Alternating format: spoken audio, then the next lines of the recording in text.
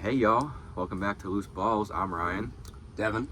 and we got another pretty big episode for y'all this week. As I hope most of you know, NBA is officially back. Opening night was last night. We had Knicks Celtics and Lakers Timberwolves. Before we get into that, real quick, we got some breaking NFL news. The Chiefs have officially traded for DeAndre Hopkins for a 5th-round pick that could become a 4th if the Chiefs, 1, make the Super Bowl. 2, DeAndre Hopkins plays 60% of the snaps, which, if they make a Super Bowl, I'm going to imagine that will likely happen. So, how do you feel? Just instant reactions as a Chiefs fan. Well, it really is an instant reaction because you literally just told me I didn't even see that. The trade happened like this morning, and this just morning? now found out, yeah. Okay. I mean, a 5th-round pick, Veach is pretty good at drafting, so it's not nothing, but I think we'll survive. I like it. He's a veteran. I mean, if there's anybody who's going to be able to make something happen with him, it's Mahomes. And yeah, I'll be totally honest. I haven't followed him as much recently. He's been not great this season. He's looked a little, not going to say washed, just because you never really know. Especially with a guy like him where it's like, well, my quarterback is Will Levis, and we're terrible this season. Am I really going to try that hard? It's kind of the same situation with Amari Cooper. He wasn't washed this season. He was just playing for Deshaun Watson and didn't want to give all of his effort, which, not the best look, but understandable. So I think it's a little bit of that. And he had a quiet 1,000 yards and 7 touchdowns last year, so he's still definitely DeAndre Hopkins. He's still going to be productive. And with Worthy there, I think it's like the same argument I've been making with Amari Cooper and Keon Coleman, Devonta Adams, and Garrett Wilson. The most important thing to a young receiver is having a guy who can take the pressure off, because if you're a young, talented receiver like one of those 3 guys I just mentioned, and you're the only receiver on your team that's actually productive, you're what's going to be what the defense is focusing on. And when you have that pressure alleviated, it's going to open up so much more, not just from defenses, giving you a lot better looks, and you're in single-man coverage more often. Your route tree opens up, you have more space across the middle of the field, boundary. I mean, really more than anything, this is a trade for Xavier Worthy right now, because obviously you have Travis Kelce there too, but it's a little bit different when you have linebackers and safeties on him rather than every single corner focusing all their energy on him, if you know what I mean. And so having that little 3-headed monster there is going to be a big help for the rest of the season, I think. Yeah, I mean, Kelce almost in a weird way is that alleviation of pressure for other people just because he is so creative and he has kind of a special thing going with Mahomes that not a ton of people in the league have, which is he can kind of just create his own routes at times and do things pretty much offhand. Yeah, I mean, all those things you mentioned, I almost blurted it out, but I let you finish. This sounds great for Xavier Worthy. Yeah. Reed's offense is obviously going to be creative, and opening anything else up is always a good option for me, because we are going to have to get creative to move the ball, because with multiple weapons out, and Pacheco, who's such a hard runner and such a just consistent guy you can rely on, and Rice, who can make all those plays for you. He's one of the most explosive pieces we could have had. Without those 2 things, we're going to have to get creative, and if there's anyone who can do it, I think it's Andy Reid and Patrick Mahomes. So I'm not too worried, and I am excited about the addition of DeAndre Hopkins. And I want the defense to keep playing well, and I think that's a big thing we're going to have to rely on. Is just keep looking at that defense. That's a given, honestly. Defense has been lights out all season. I texted you during the Niners game. I was like, this is probably their best performance they put on this year, and they put on a lot of incredible performances. They were just making sure the Niners couldn't do anything they wanted to do, and that'll definitely be a hallmark. The one thing I am worried about is I just don't think that Carson Steele he's not hurt. I know he had a minute there where he was kind of oh, is he also out too? But he's healthy, right? He's just been not playing because of Kareem. I haven't heard anything about it. I didn't think so. But yeah, my big fear is that they're going to be not worried about the run game at all, and if you're focusing all your energy on a non-existent run game or more on the passing game, then you got to find some way to be able to break that down when the boxes stacked, and they're not going to be stacking boxes. I mean, they're going to be making sure that they're spread it more out wide, more nickel, more dime, and that's going to be hard for even with DeAndre, Travis Kelce, and Xavier Worthy all there. If they're focusing all of their energy on the pass game, and you can't really get anything on the run game, it's not the best thing in the world for an offense. And obviously, right now, it literally hasn't mattered at all. They're 6-0 and looking like they're gonna win 15 games this year. But come late December, January, I mean, it's something that could definitely come back to bite them. And that's the one thing I'm going to be looking out for in the postseason and late regular season is how can they adjust to not having a potent or run game that's going to be really feared whatsoever. But yeah. Yeah. Like you said, I mean, Andy's really creative. He'll probably figure it out. But still, when your guys are Kareem Hunt, Carson Steele, and, oh gosh, who's their third guy right now? I'm blanking. But not somebody who's an impact player for sure. It's a little bit harder to get stuff done. Yeah, that is. I mean, we've seen it's Samaje Perine. Oh, but yes, I knew it now. Kareem Hunt also staying healthy is going to be huge. Like he's had several plays where he's looked pretty good. Mm-hmm. He's looked like he's had a little bit of explosion. Even his first game, coming in like he did was a really good game. I just think he's gonna have to. It's gonna be so dependent on his health too, because I think he's gonna be the main piece that could sneak us through weeks like that in the playoffs where it's not feared. And I mean the interior of the offensive line as well. The tackles are gonna have to hold up just because they're younger. But I mean, I don't know. It's gonna be tough. I'm blanking a little bit because I don't really know the answer. It's gonna be hard. I think they will figure it out, but I think it's just like obviously their biggest weakness right now is the fact that they just probably are going to have trouble running the ball. And if you can get decent production from Kareem, if he can be half of what he used to be, which I'd say right now he's been like a quarter of what he used to be. So if he can get up to like half of that production, I mean, it'll probably be serviceable enough with that potent passing game that it'll be fine. But I don't know, that's just the one thing I'm looking out for. But yeah, I think that's kind of all I got on the trade. I think he's going to be good. I don't think he's going to be a 1,000-yard receiver for them or anything like that, but I think he's going to help out the passing game a lot, and he's just going to be another big body target for Pat to toss it up to. So, yeah, any final thoughts, or do you want to get into our little NBA stuff? I'll wrap it up real quick. I looked it up. Steele is healthy. And, That's what I thought. I mean, Kareem, through 3 games, he's got 69 on 14 attempts. He's got 27 attempts for 102. That was a huge game against the Saints. And then he's got 22 for 78. He's got 3 touchdowns. So, serviceable. Not great. That's all you need. But pretty good. Mm-hmm. And I don't know, once we get in the red zone, like if we can still move the ball with the passing game, I'm really confident about the offense in the red zone. Right. So that's where especially the playoffs Reed will pull stuff just seemingly out of a hat. So I feel a little better, but yeah, it's definitely going to be interesting. For sure. Yeah. All right, so like I said, NBA is back. Our 2 favorite teams played each other last night. I don't really want to talk about it. The Knicks looked honestly good offensively, about as good as you could ask them to look against a really good defense. The Celtics shot the lights out of the gym. They literally could not miss for the most part.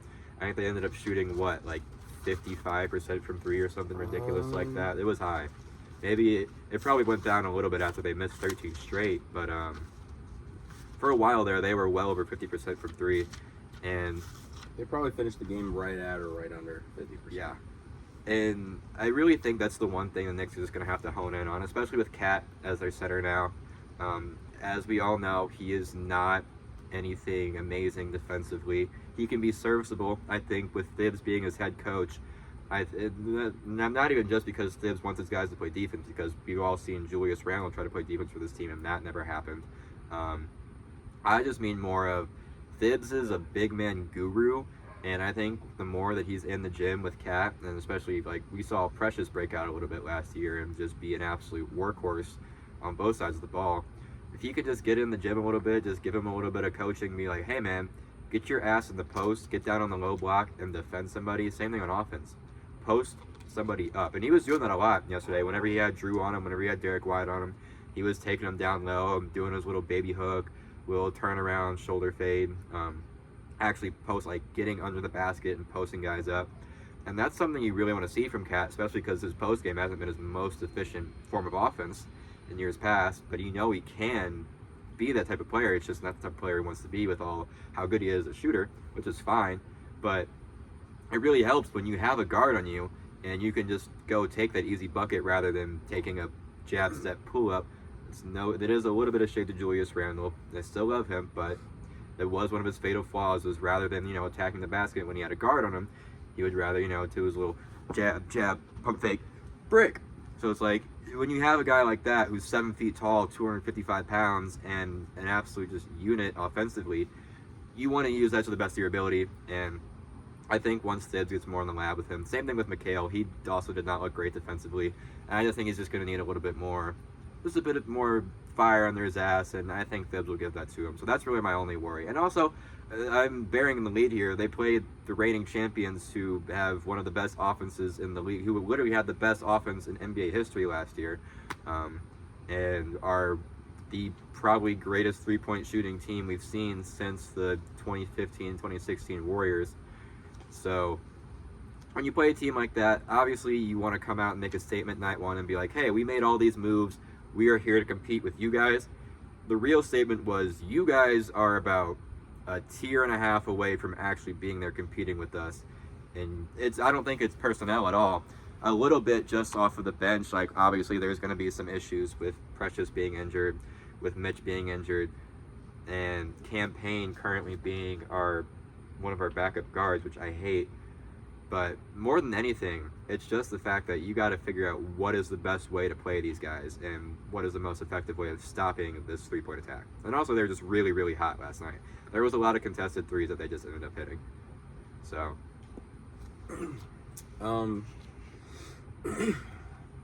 yeah, I have so many thoughts about a lot of things you just said, and just in general. Congratulations to the Boston Celtics on winning the 2024-2020. No, I'm just kidding. One thing you said that I want to start with, so I don't forget it, is like the best three-point shooting team since those Warriors.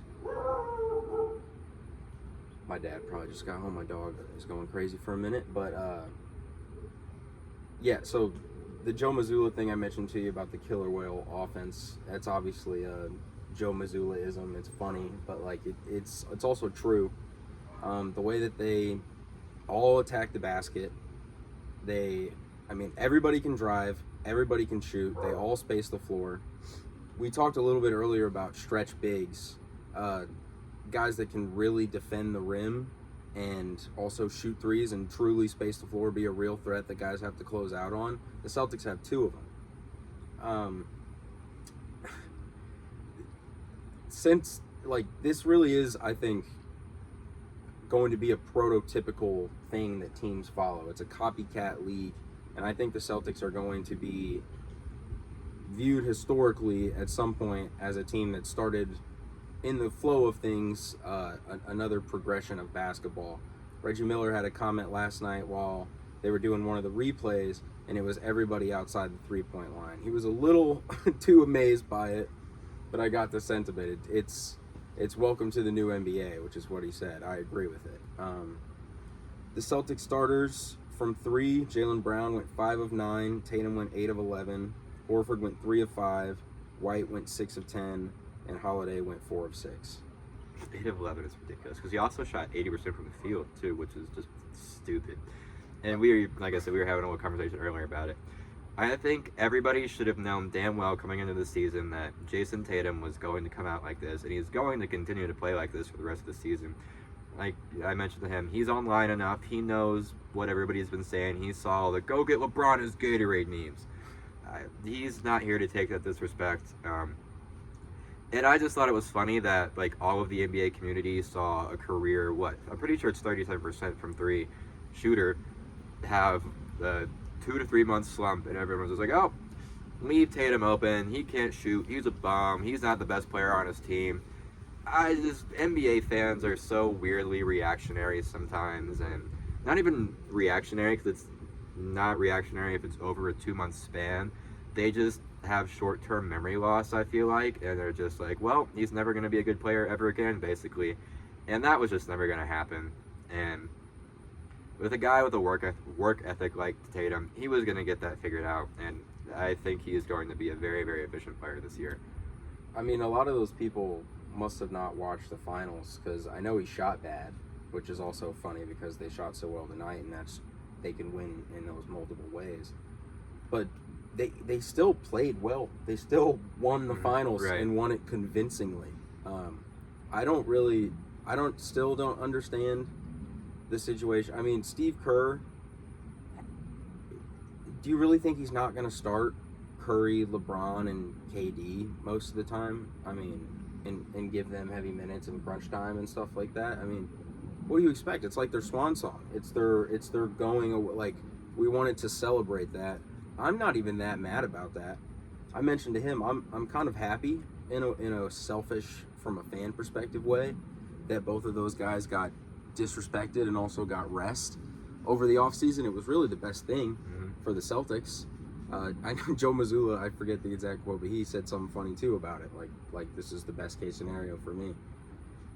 I think the idea now that they're both going to be extremely motivated and almost from a vengeful perspective, trying to show people, like, hey, did you not just watch what just happened?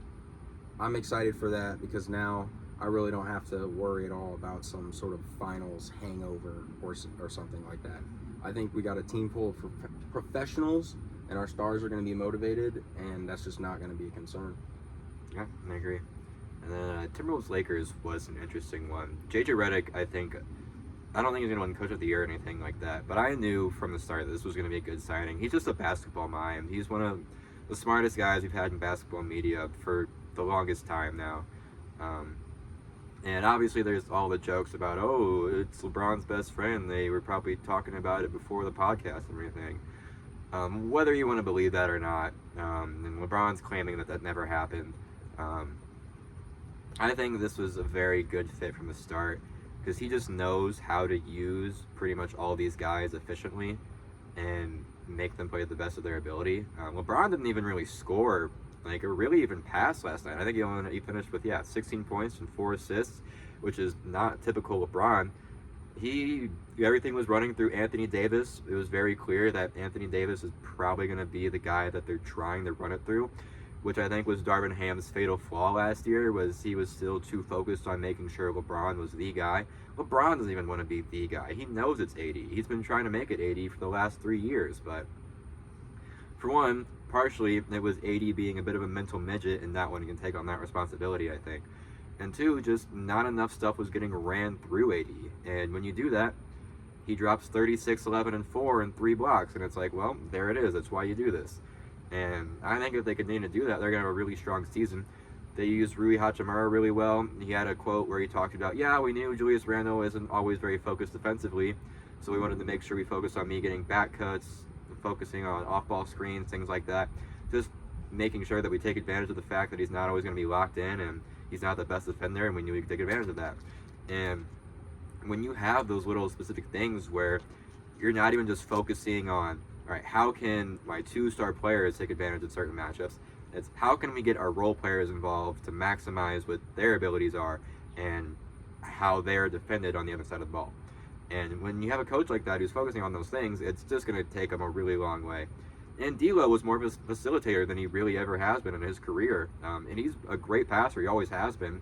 But he's just always been used as more of a scoring guard. And you can tell he likes being a passer. He's obviously D'Lo. He's going to want to score first, but it's something he's willing to do. He's willing to be that facilitator. And if he can unlock this roster, because there are pieces there, they're going to be a pretty dangerous team in the West. So, and I'm notoriously a Lakers hater, so it's big praise for me. I am too. Obviously, I root for the Celtics and the Clippers. There's probably nobody who has more motivation to hate the Lakers than me. But I also really I like JJ Redick. He's charismatic, but he's also a basketball mind, like you mentioned. You know he's going to be able to manage personalities. You know he's a professional. One thing they emphasized that a lot of people were noticing in the little bit of preseason that they played with him was Davis was being used more as the hub, and it works. There's a lot more that you can do off that. LeBron has obviously evolved over his career as he's aged a little bit to be more of an off-ball player as well. I like them too. I think especially if they maybe fall to the play-in, that's not a team you want to face. Because in a one-game scenario, I still trust those guys. They won a title for a reason. Anybody who has anything to say, I don't agree with that. The COVID title was the hardest title of all time necessarily, but it's a real title. I call it a Mickey Mouse ring for fun sometimes to mess with my friends, but that was obviously a real title. They were the best team that year. Those two guys work, and like you mentioned, it's going to be about maximizing the pieces around them. And I have confidence in my two favorite podcast hosts that they're going to be able to get it done. I agree. And on the Timberwolves side of things, they didn't look bad last night. I just think Ant has to be more focused on being a passer out of double teams when he's driving and kicking. If he can do that, they'll be fine. Mike Conley didn't have a good game yesterday, and he's one of those guys that he is a leader of this team, and a lot of their success is dependent on his shooting ability. He's one of the best shooters in the league. He didn't shoot well last night. He's always consistently been one of the best point guards, just pure point guards in the league, and I think he only finished with like 3 assists. And a lot of it also, you can tell they're still trying to gel a little bit and try to figure out, right, where does Devo fit on this offense? Where does Julius fit in here? And it's kind of the same issues with the Knicks. I think they're kind of going hand in hand right now. Obviously, they made the trade together, so it's just going to be a natural reaction for both teams. They're trying to figure out, how do we get these guys involved and get them playing their best basketball on this team? And once they do that, they'll be fine. I'm not really worried. I do low-key think that Rob Dillingham could be starting by the end of the year if Conley ends up kind of, I'm not going to say he's falling off, or washed or anything like that. I don't like the implication of calling players washed sometimes. It feels just a little grimy. He's old. He's made a ton of money. Maybe he's just waiting for the playoffs. Yeah, he's 38. I mean, yeah, he might be 37, but he's turning 38 this year. He's not going to be the Mike Conley of old. He might not even be the Mike Conley of last year, and that's okay. But, you toss in an electric, quick guard like Dillingham next to Edwards, and I mean, that's why they made the trade to the Spurs, because he's really a perfect fit. You have 2 guards like that in your backcourt. It's going to be really hard to stop. So I think that's low-key something that could happen. And I think at this point in his career, Mike could be better served coming off the bench anyways and being that facilitator off the bench, because Dillingham isn't really... I mean, he is. He's said he is a point guard, but he's more of a combo guard looking to score first. And I think having a guy like that next to Ant, who has slowly been developing his playmaking chops, I think it's going to be a very dangerous offense. So I would not be surprised if he ends up starting by the end of the year. And with that, unless you got anything else about the Timberwolves, we can kind of get into our predictions. I will just say they really do have they have a lot of depth. It's going to be a process, as well as Ant getting better as a playmaker, just as he continues to play more and more NBA games. Those pieces they're gonna have to figure out how exactly they want to fit the puzzle together, because it's kind of like a hodgepodge. Where does Naz Reid fit in minutes with? What are we doing with Gobert in the playoffs? How does he match up against certain teams? And you know what I mean? Like there's a lot of moving parts with them. I have confidence that they're going to figure it out, and I think talent's just going to prevail in several ways. Mm-hmm. But they're definitely going to be a team I'm going to keep my eye on closely. I'm not so much worried about their defense, more the offensive side of the ball. Yeah. And then for the Knicks, I'll just close it with this: 0 pick and roll between Brunson and Cat in the first half. That was one thing I noticed. That was like one of the main things we mentioned as like something to look out for when we first talked about the trade. Just strange. I don't really know what to make of it. It's game 1 of 82. It's not a huge deal or anything, but didn't see it and thought maybe I would. Now, like you said, the Knicks played well on offense. It was a historic, literally historic shooting night from the Celtics. They made 29 threes, tying the NBA record, and then they missed the last 13 because apparently the Celtics are not lucky, and Joe Mazzulla took the starters out. But it was literally a historic shooting night. It felt like a video game. It really did. There was times where I was laughing, and I'm not in a sadistic way, but I was imagining you just being like, "What the fuck?" It was like that That's for like the first 5 quarter and a possessions half. of threes. But then I started laughing. I was like, "This is just you ridiculous." just have to laugh. It's game 1 of 82. I'm excited to watch these teams the next time they play. And yeah, I think I can close it with that. Yeah, for sure. All right. So we'll probably start off with our award predictions here. Do you want to go like most important to least important? I guess not least important, but obviously I'm referring to MVP first. You want to just start off with that? Just get that out of the way now. Yeah, let's go for it. All right. Who you got? I got Luka. You got Luka? Nah. I'm gonna go with Shea. Yeah, okay. So then we're in agreement there. And normally, so I'm a guy who, like, for the last probably 3 years has had Luka being the MVP, like, at the beginning of the year, every year. And I think this year I'm only picking Shea as, like, not only, okay, let me clarify. Not only because of that, but it's a little bit reverse psychology, like, oh, maybe the 1 year I don't pick him, he'll finally win it.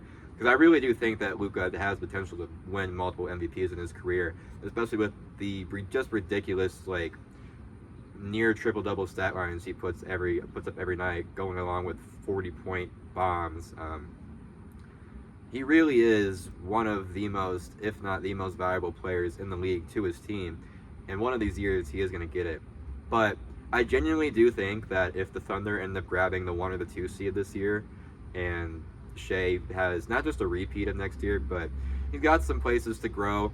He's never been like the biggest 3-point shooter. He's been more of a guy who's going to attack the basket. He's going to get to his mid-range. He's going to get to his floater. He's going to look to facilitate for his guys. He's not really a pull-up 3-point shooter. In the preseason, that's pretty much all he's been doing. And if he can expand that and put that in his game and put up, I don't know, say 7-8 threes a game and make 40% of them, there's a very good chance his scoring is going to go up from 31 to probably 33, 34 this year. He's going to do that on 6 rebounds and close to 8 or 9 assists, while also being arguably the best defensive point guard in the NBA.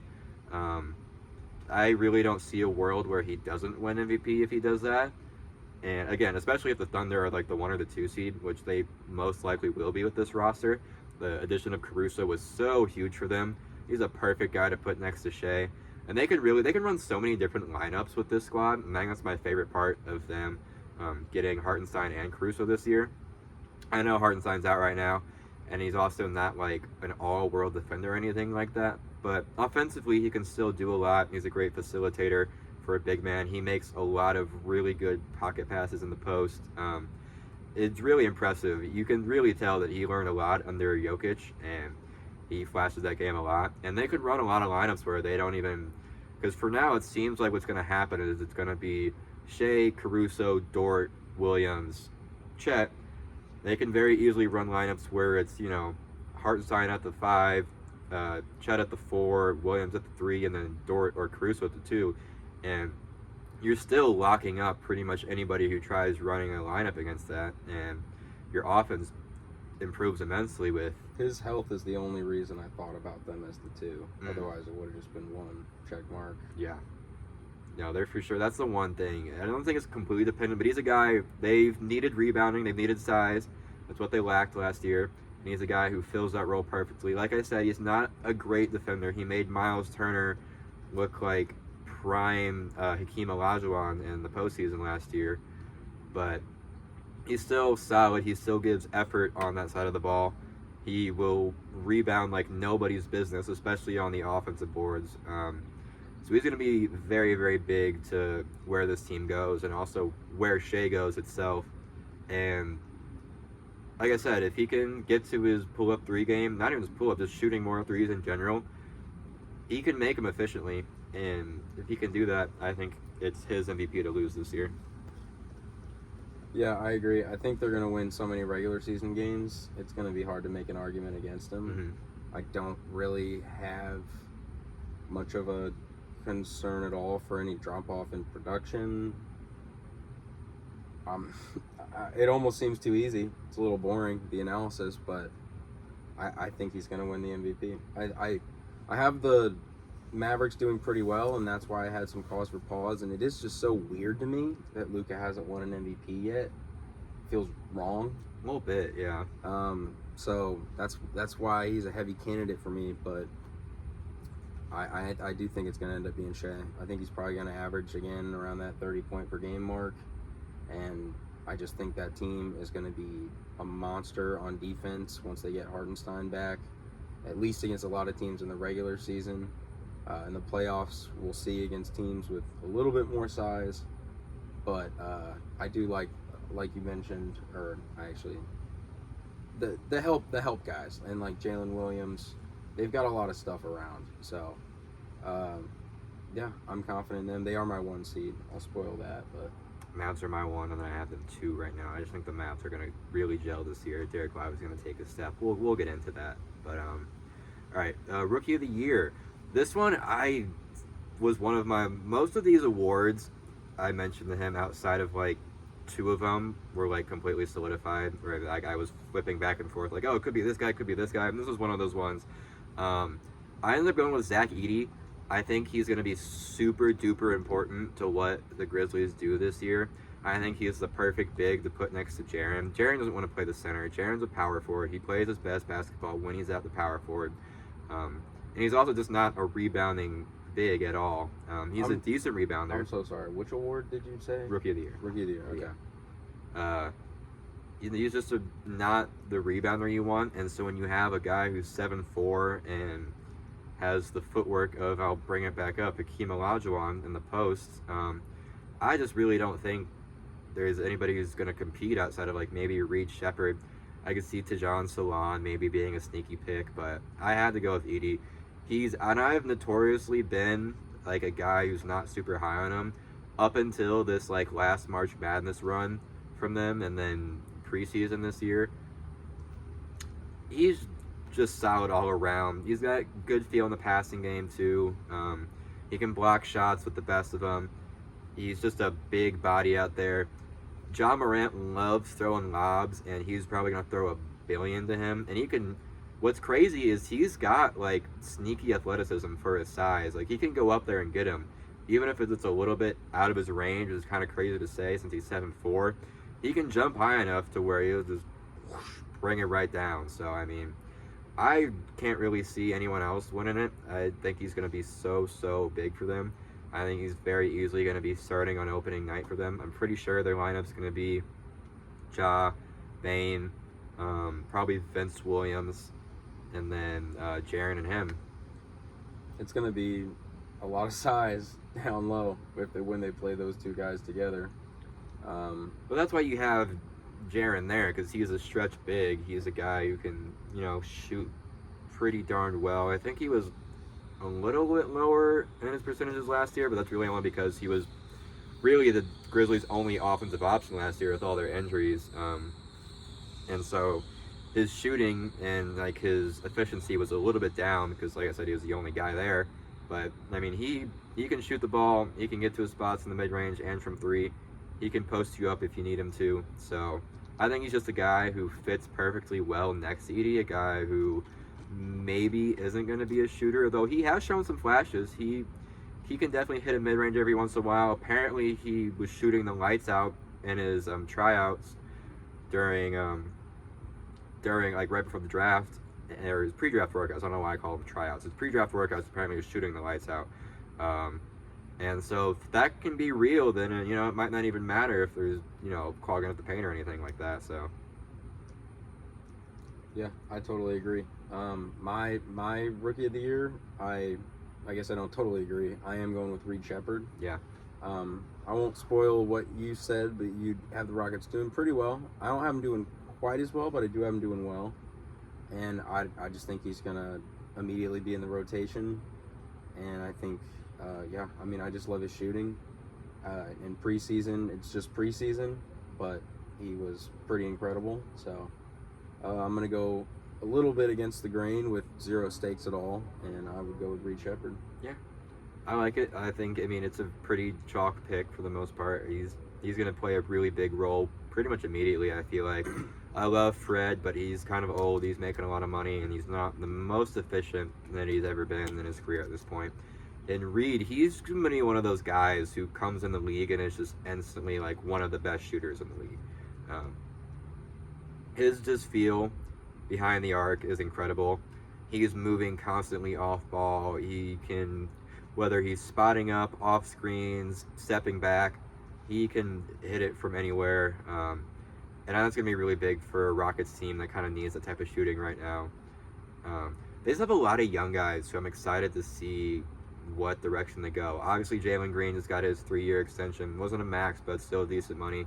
Şengün just got his extension. Clearly, they're trying to build around these two guys. I honestly, obviously just got extended, but I maybe could see if it doesn't entirely work out this year that they ship Jalen off somewhere once the extension deadline hits. Just because even though they got the extension, I think he might be the odd man out a little bit. And in doing that, you could probably end up just slotting Reed into the starting spot at that point, have him be an off-ball guard next to Van Vliet, and go from there. I'm not saying it's going to happen, but I think there is a slight chance it could, and his role could massively increase just depending on if he has a breakout like that and they decide that he's the guard they want to go with going forward. He obviously got Amon there too, who's guard, forward, whatever you want to classify him as. He just really does it all. So they got a lot of decisions to make in Houston, and I'll kind of get more into that when we go into our standings, but I think he's going to be very important to that Houston team as well, and I wouldn't be surprised if he is the guy. I still think it's going to be Edey. I think he's going to have a massive monster year, but I can definitely see Reed taking it from him. So, all right, what do you want to do next? MIP or 6-man? Let's do MIP because it's now the same person. I've been convinced after night one. Okay. Yeah, all right. So I have Deuce McBride, and it sounds like he agrees with me here. I do. This was one where there's a lot of guys. I kind of looked at the betting odds just to see who people are thinking it's going to be. I saw apparently the leading better, or the leading guy right now is Victor, which just makes no sense. And if that happens, just throw the whole award away. It's not even worth it at that point. Just get rid of it because clearly it's pointless and the voters don't know what it is. I don't think that'll happen, and it would be really stupid if it did. I see guys like Jalen Johnson being up there. Jalen Johnson should have won it last year. It shouldn't have been Tyrese Maxey. We were having this discussion beforehand. If you're going to give it to Tyrese, you give it to him the year before when everyone was like, oh my God, wow, he's like a legit NBA star. And he's going to be even better when he gets more minutes and a bigger role and more offenses running through him next year. And that's exactly what happened. And then he won MIP when he honestly should have gotten it the year before. Same thing I feel like it happened with Jalen Johnson, where everyone's like, oh my God, he's like a real guy. He can be a star in this league. And now this year he's going to put up his points, 2 more points per game, 2 more rebounds per game, and 1 more assist per game. And everyone's going to be like, right, here you go. I think if anyone's going to win MIP, it's going to be Deuce. Because Deuce was a second-round pick that everyone just expected to be a legit, just straight-up 3-and-D guard who can come in and give you like 15 minutes a night and just lock up whoever the best bench guard is. Deuce, every single year of his career, has progressively gotten better. His shooting is rounded out for the most part. He can now get to his mid-range with ease. He's not only that, but he can create his own shot. He is absolutely a guy who has a good handle. He can now get to the basket more efficiently. It's not perfect yet, but he's slowly getting better and better at it, and he can attack guys on a closeout and things like that. There were times where he was crossing up Drew last night, where he's crossing up Derek, and like he was getting himself open against 2 of the best perimeter defenders in the league. And he's going to have such a massive role this year, and I don't even think it's just because, he's going to play 25 minutes a night, so definitely he's going to be MIP. No, it's because he's going to be playing 25 minutes a night because he's improved his game so much that he deserves to be playing that much because he's been that effective. And also, his defense just continues to get better and better. He had Steph Curry in hell last year when he played the Warriors late in the season, and he started and played pretty much the whole game. I think he legitimately played like 46 minutes that game. and he just continues to get better and better on that side of the ball. He is a steals monster, not only in the passing lanes, he will rip you anytime he wants. And he's just going to be so vital to our success. And I think he probably ends up starting by the end of the year, which is why I kind of don't have him for a six-man. I think he could end up winning six-man too. I think he could be in contention for both. But I think he's going to end up starting over Josh Hart by the end of the year and have Josh Hart come off and be our six-man, be a more energy guy off the bench rather than having Deuce. It just makes more sense. He's a better off-ball player next to Jalen. And I just think having Mikal at small forward rather than shooting guard just helps him out a little bit more. So I think that's something that's going to happen probably within like a month to 2 months. I could see it. And he just continues to get better and better. I'm going to go on for an hour if I keep talking about him. So I'll let Devin add on here. I feel like you did a good job there. What do you think about someone like Scoot Henderson? I could see it. I just don't. It would almost be like giving it to Ja, literally, only just because. You think it's that much of a guarantee? Nah, I guess not in that sense of like, well, Ja was amazing rookie year and one. Just in the sense of like, why are we giving it to a top 5 pick? There's no reason it should be. It's basically in the same vein as like Tyrese Maxey getting it almost.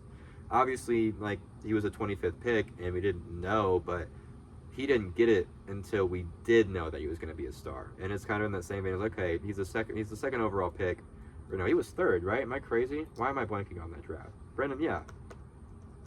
Because the Hornets ended up having the second pick. Am I going crazy? I might be going crazy. Yeah, he was third. Yeah, that's what I thought. Yeah, because the Hornets ended up having the second pick and went Brandon Miller. Yeah. Third overall pick in the draft.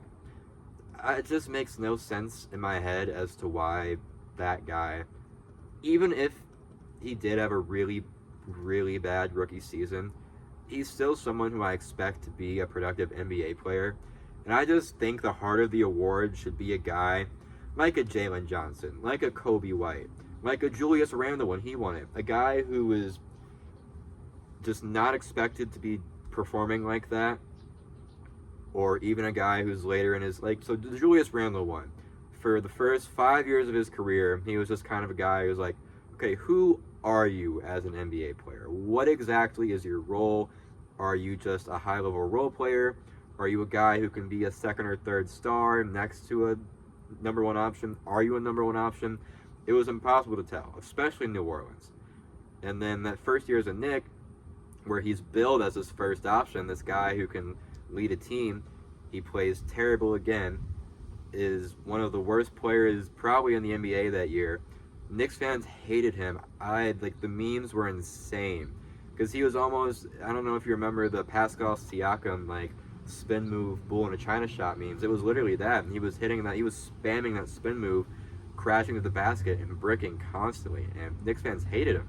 And then that next year he comes out and he literally leads us to the playoffs, averages 25, 10, and 5. And it's very clear that he worked on his game not more than anyone else, but had the biggest improvement in his game out of anyone in the league that year. And I think it should always go to guys like that. And I just don't think, if Scoot has a bunch of years where he goes next year, if this next year isn't good, and then the year after that is mid, and then out of nowhere, he's just like, all right, here I am. I'm Scoot Henderson, and I'm one of the better point guards in the league now. Then, yeah, I could see Scoot getting it. But next year, it just doesn't make sense to me because he still has high expectations. He was a third overall pick. I just think the award should be reserved, not specifically for people outside of the lottery because Julius was the 7th overall pick back in his draft, but just guys who have not high expectations going in. You're not expecting to be like, not even just like a real NBA player, but, you know, is he going to be a role player? Is he going to be a star? I think it's more for those types of guys, and which is why I think Jalen Johnson should have won it last year. That's fair enough. I see that point. I didn't know how you felt maybe with how the rookie year went, but yeah, I can agree with that. This doesn't make sense to me. Like I said, you know, he's had so many expectations put on him already, and you know, like I said, Jalen Johnson. No one expected him to be doing what he did last year. Same with Kobe White. He was one of the most surprising players in the league. And I just think guys like that should be rewarded because it's definitely well deserved when they put in that effort to turn expectations around rather than living up to the expectations they already had. So, DPOY, I don't really think is really up for debate. I mean, you can mention Rudy, you can mention Bam, you can mention Anthony Davis. I think it's going to be Wemby. You should have won it last year. You should have won it last year, low key. I mean, regardless, Rudy anchored the best defense in the league, so he was well deserved. I'm not saying he didn't, but that's not an official stat, but someone's been keeping track of it. I believe they're calling it the Hell Nas leader. It's basically when a guy, either whether in transition or just in general, is attacking the basket, sees Wemby standing in the paint, or sees defenders standing in the paint, and then immediately decides, you know what, I'm going to kick it out, or I'm going to circle back out to 3-point line and reset this. Wemby was the leader in that last year by far. He just deters so many guys from doing what they want to do in the paint, and I think that's probably like one of the most important parts of defense, more than him averaging 3.5 blocks a game last year, is because he's just such an effective shot blocker and he's such an effective defender.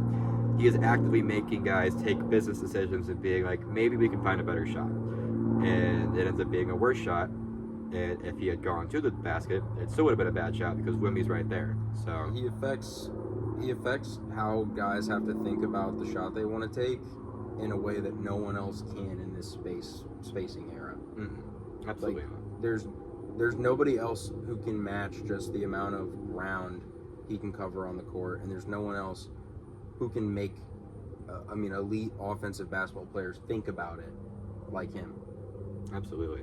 It's just really impressive to watch, and I think Bam could be a dark horse. I've loved Bam for forever. That's a guy we didn't even mention when we were talking about Kentucky bigs. Bam Adebayo, baby. Absolutely. He's a menace on both sides of the ball, especially defensively, whether it's on the perimeter or in the paint. And he has deserved one for a while now. I just fear that with Wemby being as good as he is, as fast as he is, I don't know if he's ever going to get one now. If he is, I think the next 2 to 3 years it's going to be his window.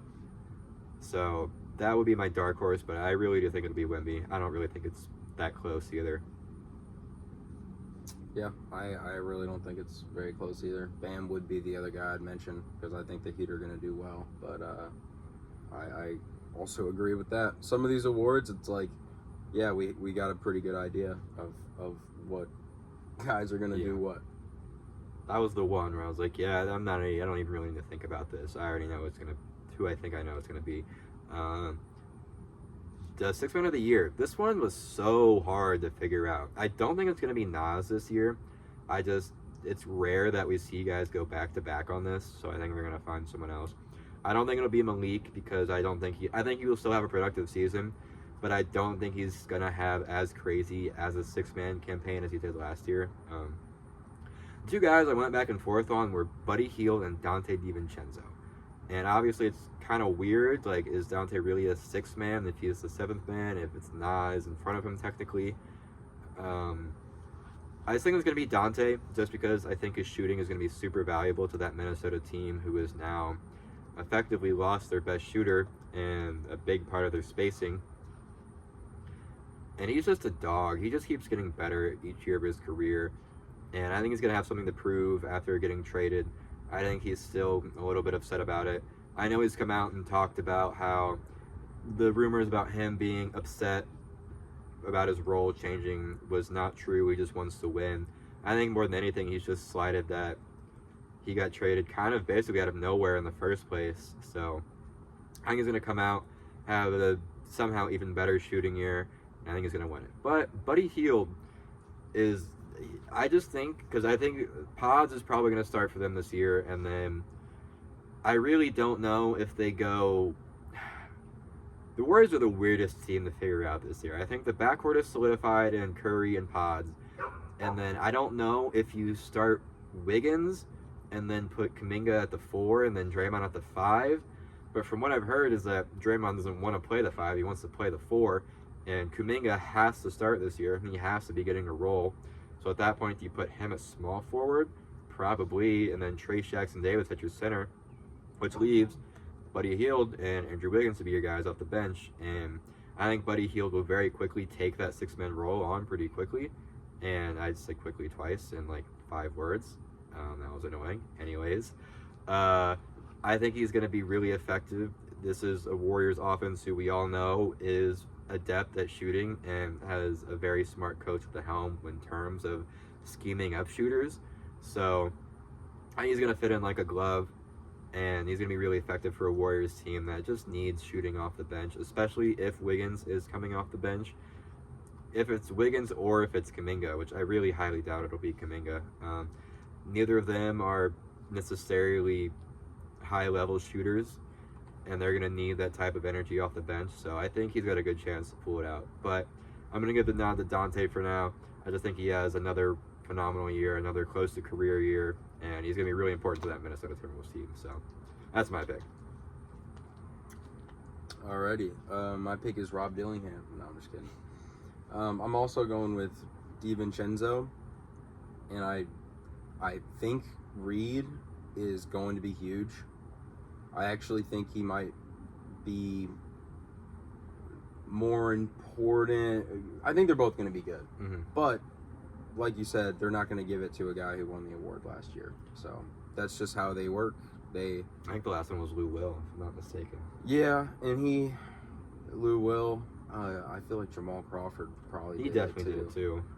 2 of my favorite players, literally, of all time. Same. As a Clippers guy. But I think DiVincenzo is going to shoot the ball really, really well. I think they're going to figure it out and work them both in a lot.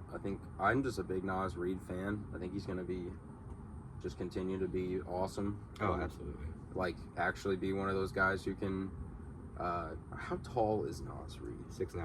6'9". I was thinking that. That's, like, perfect. Like, he doesn't need to be a 7-footer, like, because he's not going to take you off the dribble, but he's a guard and a big body. He said it himself. He was part of the Jelly fam, man. I just mean maybe like, maybe you don't want to consistently rely on that. Definitely. But that's what I'm saying is he's very mobile. Mm-hmm. Like, he's the perfect height. He's a strong, stout defender, and I think he's gonna keep getting better as a shooter, and I think that's gonna be another huge piece for them. They're gonna need floor spacing, and DiVincenzo and Reed are both gonna provide that. I just think with how voters' minds work in the NBA and storylines and stuff, they're going to give it to DiVincenzo. He's also very present in everyone's mind to start the year. Mm-hmm.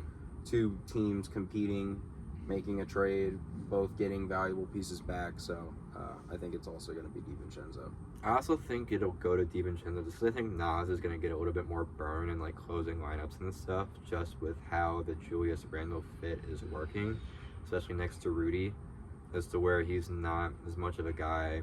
He's a little bit too ISO heavy sometimes. He's a little bit, and I've talked about this plenty of times. Julius completely revamped his game last year, and he focused way more on putting his head down and just getting to the basket and not focusing so much on isolation, but actually taking good drives, playing off the ball, and then finding his spots, playing in the pick and roll. But I just do think that having Naz out there is a bit more of an efficient form of offense for them, and he's a better defender by far. So when you have Rudy out there who's already a rebounding presence, you're not really as concerned about losing that rebounding aspect with Julius off the floor. So I just think he's going to spend a little bit more time. I think it's going to be like a 3-big rotation with those 3, and they're just going to kind of cycle through. So I think that's kind of why the nod will go to Devo over Reed, is he'll just be more of a pure 6-man bench piece. Because it just makes a lot less sense to have Devo in starting or closing lineups, just because he can pass, but he's not a combo guard. He's a pure wing. Same with Ant. He's definitely getting better as a facilitator and as a star player, as the star player on that team. You have to be able to do that effectively. But I just think running that through Ant isn't your most effective form of offense. So I just think he's going to be limited to more of focusing on being that spark plug off the bench. So yeah, for sure. I don't want to rush us at all, but we are getting up there a little bit. We are, yeah. We spent a little bit of too much time talking about your bum-ass Chiefs, huh? Yeah, probably. I guess, so we got Coach of the Year, and do we even need to waste time on Clutch Player? I didn't even put it down. Let's That's not a just real do- award let's to just me. do, I'm sorry, Adam. That's just not. That's fake. My pick is that it will be whoever ends up leading the league in clutch points this year, like it has been for the last 2 years. Haha. I bet it will be Jalen Brunson. That's my pick. I'll go Luka Doncic. Yeah. Okay. I'm also going to change my pick for MVP to Luka Doncic. Okay. There you go. I respect it. My coach of the year, I had Ime Udoka because we'll get into this a little more. I have the Rockets making the 4th seed this year. I just really like this team. They just have a bunch of really good young guys who are looking to prove something, who can make a name for themselves, and who could be really effective pieces for this team. They just all fit together really well. I think Jabari Smith is going to have the best year of his career this year. Him and Şengün next to each other in the front court are honestly, I think, super underrated. Jabari can stretch the floor in a way that Şengün can't, and also is just a really stout defender on the perimeter and inside. He's almost kind of reminiscent of Bam to me, but like an actual shooter.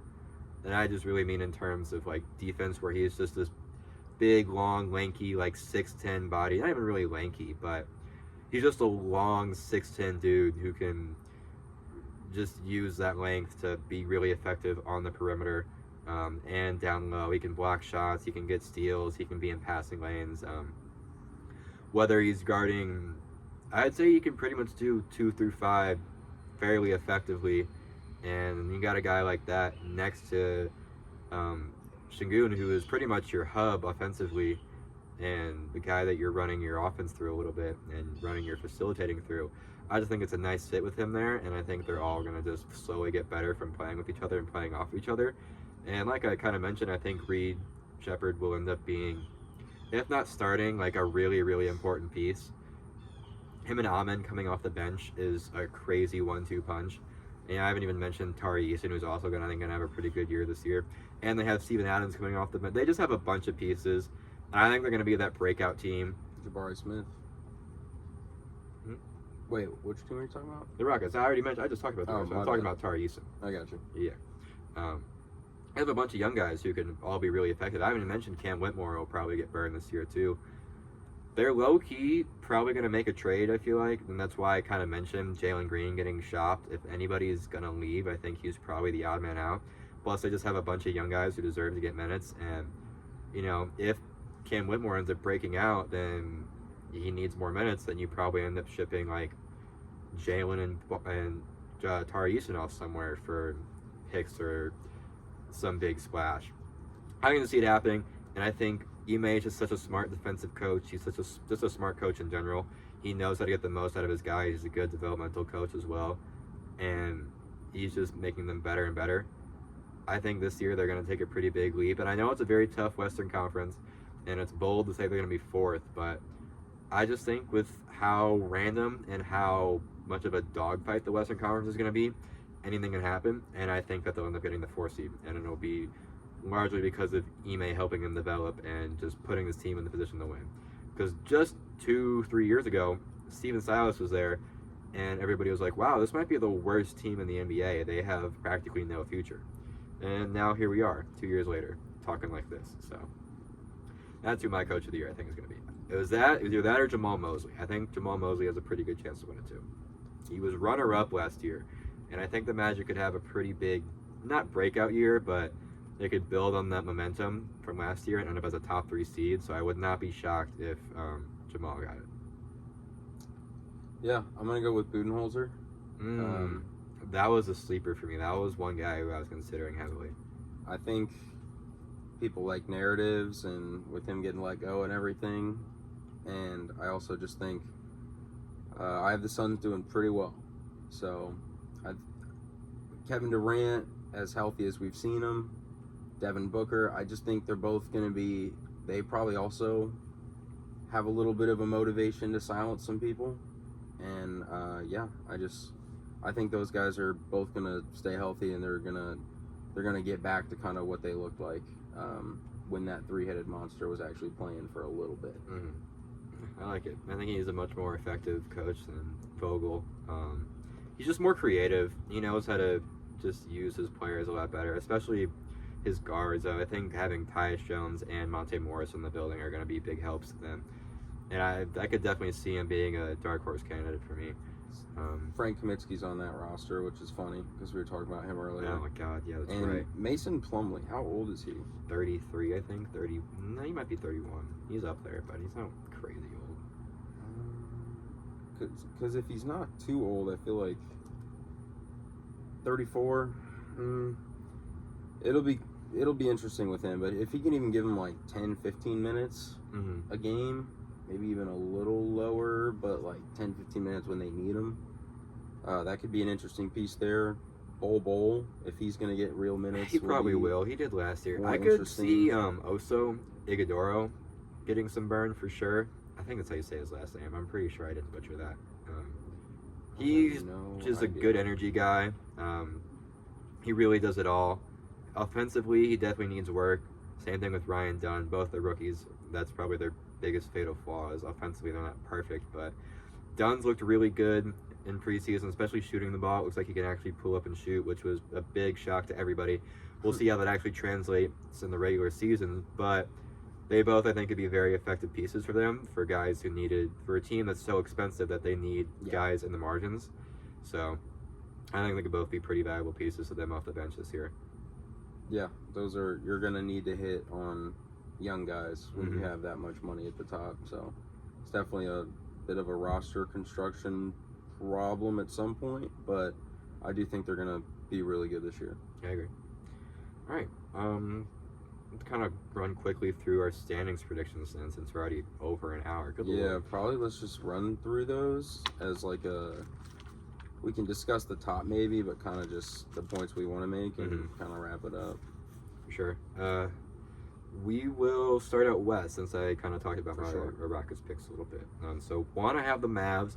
I think with Derek Lively getting better this year and showing that he can not only just be a post-up big, a lob threat big, but he could not create his own shot, but he could at least be effective. And we kind of saw some clips in the preseason where he's grabbing the rebound and going coast to coast for the layup. If he can continue to get better like that, I thought it was a perfect fit last year. It was one of my favorite picks in the draft when they picked him. I knew for a fact whenever they ended up deciding to miss the playoffs for the lottery, that was the direction that they were going to go.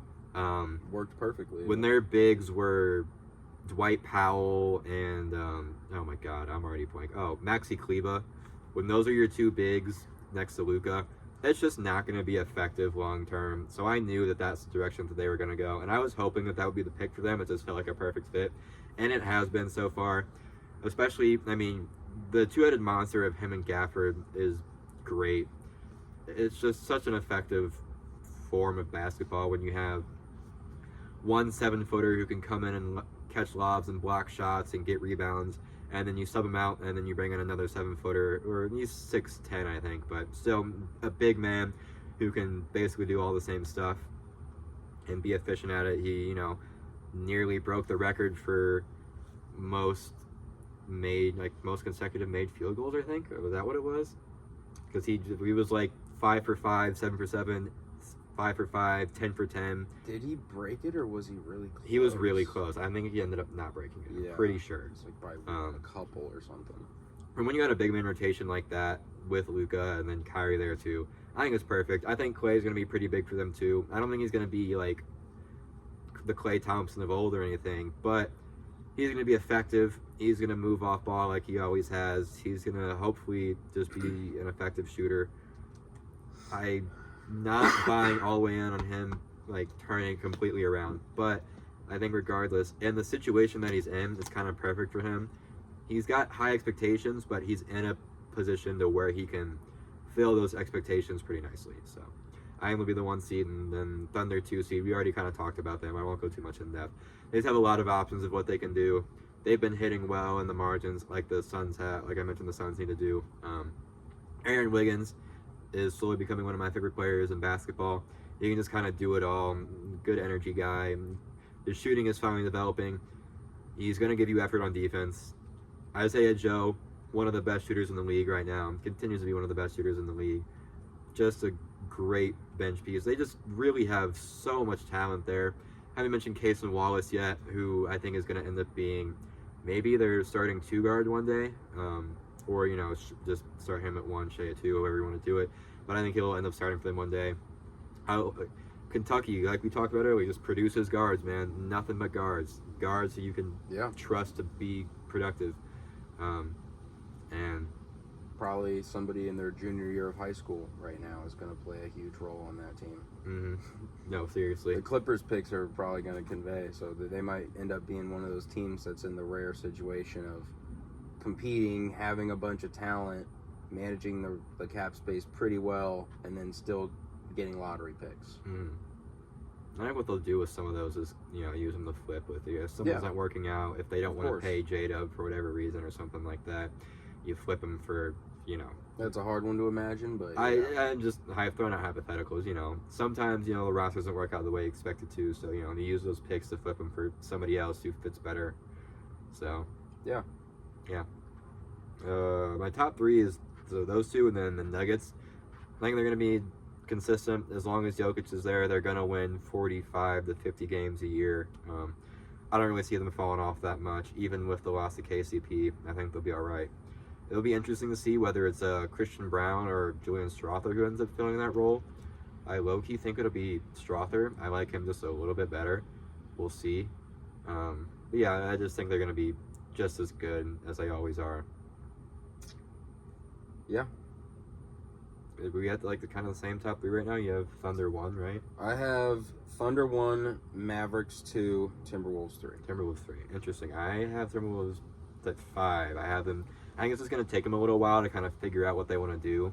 And I just think Julius is an interesting fit there. So I just think it's going to take them a little bit longer to gel. I still think they'll be a top 6 team for sure. I already talked about the Rockets, so I won't go on that spiel, but they are my 4 seed. And then the Timberwolves, Ant's going to be Ant. They just got some things to figure out. Dillingham, the Conley situation. It'll be interesting to see how that plays. Again, I think Dillingham could be starting by the end of the year. And just with that, I think they'll end up having them at the 5th seed. Yeah, I have them at 3. I do think they're going to figure out all those rotation things. I have a lot of confidence in Ant. He's electric, and I think he's going to continue to get better as a playmaker. I know that's kind of the thing everyone mentions, but it's true. I think it's going to happen, and as those pieces figure out where they fit around him and they get the rotation perfect, I think come playoff time, they're a team I definitely don't want to see. I think I have them I don't think I have them in the conference finals. Yeah, okay. All right, who's your 4 and 5 then? My 4 and 5, I have the Nuggets and the Suns. What's funny is I'm low on the Suns. I have them in the play-in. Actually, I don't even have them in the play-in. I have the Warriors over. The play-in was hard to figure out. It's hard to figure out that. The West is so deep, and and most of these spots are going to be everything above 10. I think is going to be decided by a couple games. Oh, absolutely. No, it was really, really hard for me to figure out. So I have the Lakers at 6, and that one, I I believe in. I also have the Lakers at 6. I just there's so many different ways that this season can go for them, and for a lot of teams in the West, I'll just kind of run quickly through my last ones here. I have the Grizzlies at 7, the Pelicans at 8, the Kings at 9, and the Warriors at 10. But low key, I think I'm want to flip the Suns up to 9, drop the Kings down to 10, then drop the Warriors out. There's so many different ways the season can go in the West, and I think that's more of what we should focus on than actually solidifying who our playing teams are going to be, because the West is so stacked. Obviously it would be a completely different story if I didn't have the Rockets taking such a big jump, but every year I feel like we have a team like the Thunder who just take a massive leap out of nowhere, and in the West, it's just so volatile, and it's such a dogfight, like I said, that these teams are going to be beating up on each other all season, that one loss to this team or 2 losses to that team is going to come back and bite someone in the ass, and they're going to fall out of the plan entirely. So Yeah, this was really, really hard to, like, everything above 10 was difficult for me. And even leaving a team or two out of it was. I had Thunder 1, Mavericks 2, T-Wolves 3, Nuggets 4, Suns 5, Lakers 6, Grizzlies 7, Pelicans 8, Warriors 9, Rockets 10, Spurs 11th, Kings 12th, Clippers 13, Blazers 14, and Jazz 15. gosh, I didn't even get into the bottom 5. That's fine. I was like, let me just focus because it was so volatile. I was like, let me just focus on the top 10. The Lakers are the last team that avoids the play-in, and then I have the Grizzlies, Pelicans, Warriors, and Rockets in the play-in. And the Grizzlies was one I feel like was kind of not a shoo-in, but in my brain I was like, oh, they won 50 games in the West the last time they were healthy and were the 2 seed. So if this team can actually gel again and have Zach Edey down there grabbing rebounds and blocking shots And next to Jaren. I could see them as high as like 4. I could too, but I could also see them maybe not making it because this is a completely different West than We will see. what it was when they won those 50 games. It was not nearly. I mean, it was still a pretty stacked West, but not like this. No, and not as deep, but I think they're going to be really good. I think they will be too. I just think there's a chance for them to be like as high as 3 and as low as like 11. Yeah, I'd probably need to see like an injury happen just to like not be surprised by that, but like 11th, 10th. But yeah, I mean, I could see him at 10, like just getting in the play-in, but I have him at 7. Yeah. And then the Pelicans are like the last team I'll kind of touch on here. I almost didn't have them in there at all, but the more I thought about it, and they honestly, if they don't have a center right now, there's a chance that they could fall out, but that team is just too much talent on the roster for me to not give them the benefit of the doubt, I feel like. And when they are healthy and at their most effective, they're one of the best teams in the West. Before Zion got hurt a couple years ago, they were the 1 seed. They were at like 30 wins before most of their teams were. It's just a team who, it's kind of almost like the Grizzlies to where, well, when they're healthy, I'm not going to give them the benefit of the doubt. It'd be ridiculous. So I almost had them missing, but especially with the DeJounte trade, and he said he's going to be playing point guard more this year, which is his natural position rather than playing off-ball combo guard, shooting guard. I think it's going to be a really effective offense, and defensively they're going to be as stout as always, especially with Herb Jones there, with DeJounte there, who can be an effective defender when he's actually up for the challenge. Now, Zion is going to be interesting. I don't know. Allegedly, they're trying to play Herb Jones at the 5, which doesn't really make a lot of sense to me. I don't really want to delve into that because I don't think it's going to be permanent. I don't think him away from his biggest strengths, too. Right. Like, it makes no sense. No. So, yeah, it's an interesting West. A lot of things can happen. Obviously, there's just a ton of teams with a ton of talent. And I almost wanted to put the Spurs up here, but I think I'm going to give them one more year before they make that push. I got them 11th, but I don't know. I could see him being 10. I couldn't really see him being 9, but I could see them being 10, which sounds funny to say, but like, I don't know. I kind of break it down into tiers clearly. Mm-hmm. I have that top 4 that I would be the Thunder, Mavericks, T-Wolves, Nuggets that I would be surprised if anybody else broke into. Yeah. And then I kind of have the Suns, Grizzlies. Those are the 2 teams that I'm pretty sure about. And then I go Lakers, Pelicans, Warriors, Rockets, Spurs, Kings, Clippers. I could see their season going 15 different ways. Yeah. All of those teams. Absolutely. It's going to be very interesting to watch. For the East, number 1, Celtics, obviously. I don't really think that's up for debate. They're probably going to be the 1 seed again. Best team in the league by far. I don't know how you stop them. That's all I'm going to say about the Celtics. I don't care to talk about them. I feel like we already talked Knicks, Celtics. Celtics are 1. I'm assuming Knicks are your 2 as well. Knicks are my 3, only because I think, in kind of the same issues that the Timberwolves will have, it's just going to take us a little bit of time to gel and just kind of figure out what our most effective forms of offense and defense are. And if I think McHale will figure it out, but he's been looking a little wishy-washy recently. So I think just with trying to figure out that stuff, I think they'll drop down to 3. And I think, like I mentioned, the Magic, I think, are going to have a pretty big jump. I think KCP is going to be really effective for them. Jonathan Isaac, if he's healthy, is one of, if not the best defender in the entire league, honestly. Anthony Black is looking really good, and he's going to be a really effective piece for them. If his shooting can continue to develop and his playmaking can continue to grow, then I think they have a very good chance of being a top 3 seed. And I think I have them at 2. So I got the Magic 4. Yeah, I feel like just since we're running low on probably battery. It's a little bit, once again. See, I had 45% when we started. It wasn't that bad. I didn't think we were going to, make it this far. It's also hot out, and we haven't talked in a while. We have been.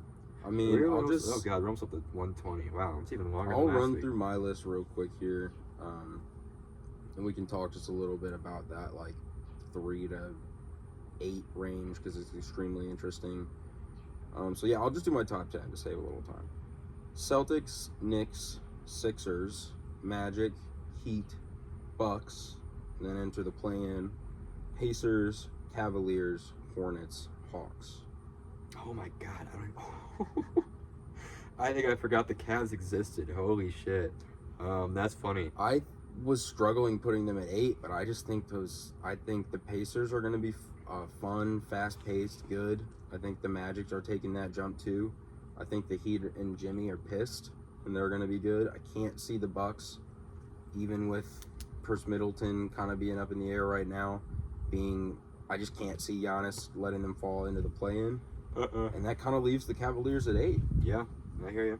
Interesting. So my adjusted rankings now, because I completely forgot the Cavs existed and were a basketball team for a second there. My last 8 are, so I have the Pacers at 4. I think their offense is going to be just as good as it was last year.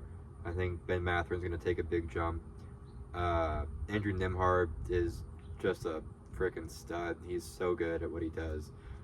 Yeah, he's awesome. He's awesome in the playoffs too against us. Oh yeah, Pascal Siakam is just a perfect fit there.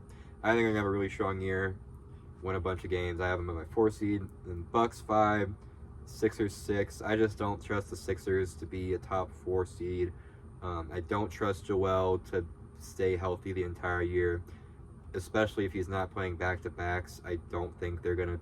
If he's not playing back-to-backs, then they're not gonna win. I totally forgot about that. Just not going to win as many games as people are expecting them to. And also, I love Paul George. I do. I don't trust him to stay healthy either. I'm really low on this roster, honestly. I think this is the Sixers scrambling to put something together so they can beat the Embiid no conference finals allegations. And I just think they could have done a lot better. Caleb Martin as your starting 4 makes me want to vomit. Any team who does that and takes it seriously, I don't take you seriously.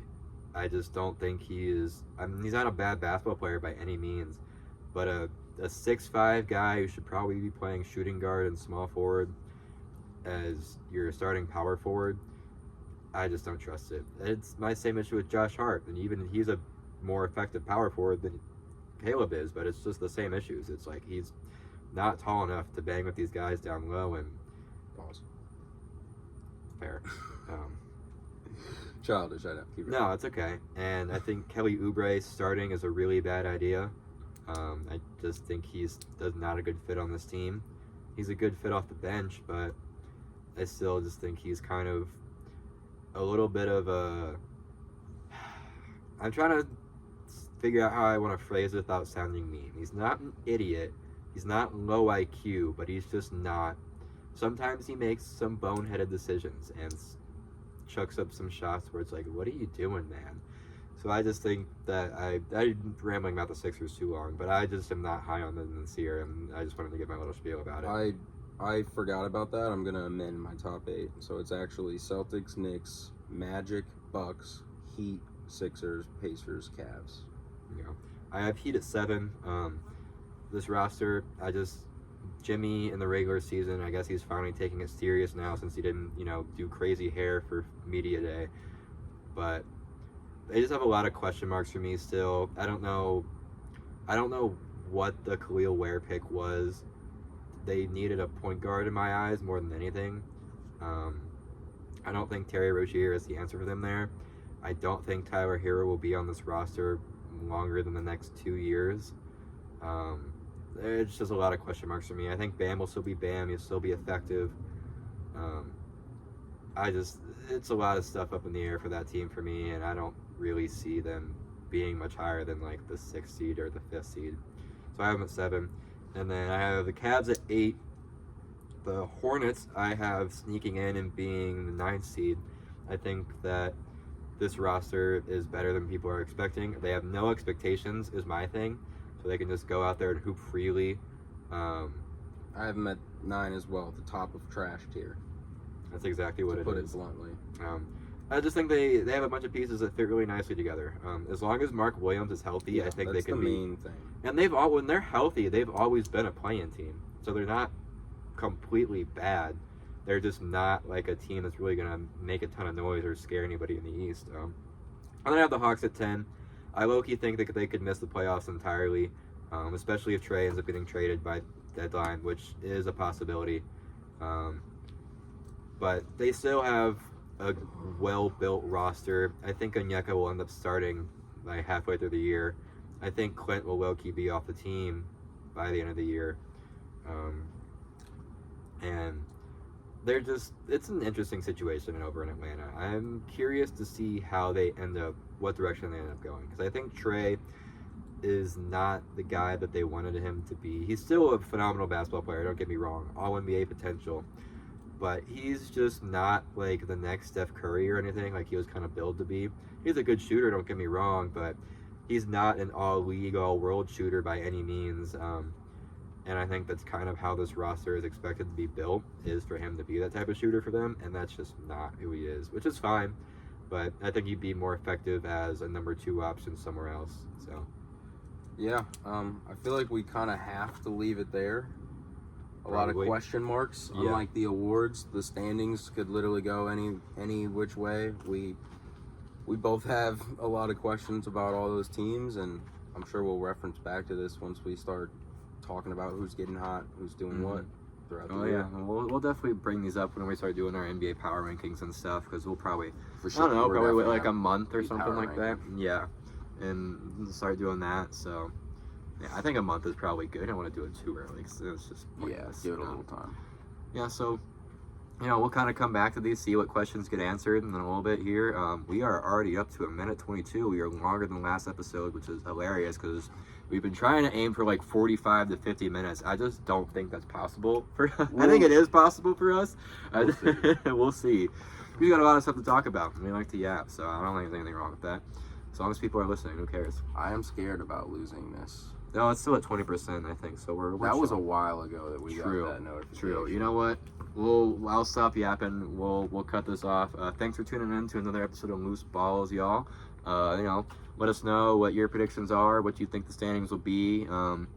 Make sure you leave a like, comment, subscribe, all that good below stuff. what we got right or wrong. Yeah, let us know. All right, we'll see y'all next week.